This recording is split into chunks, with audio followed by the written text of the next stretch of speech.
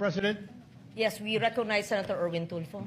Madam President, my question is, why is the majority in such a hurry to tackle this motion?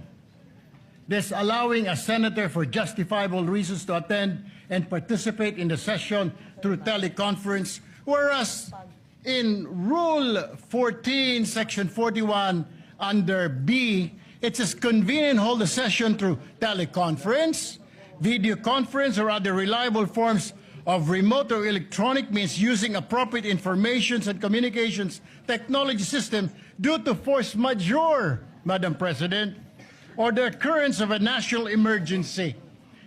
I guess, Madam President, this justifiable reason, what is that?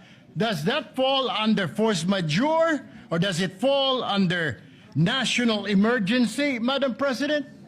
My question Madam is, Chair. why are we in so hurry? Why are they, the majority, in a hurry to tackle this motion and divide the House, Madam President?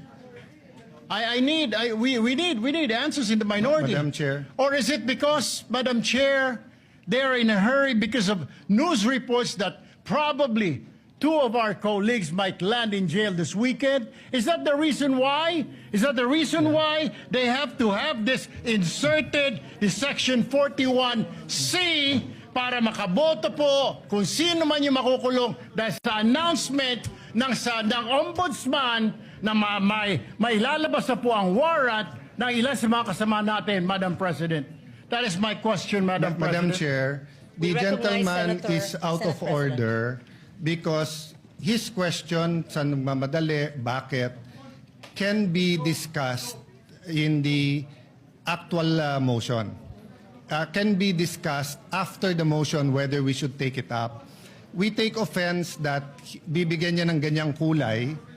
It's just like us saying, are you afraid if we have the hearing on the Blue Ribbon on flood control, mababanggit ka rin?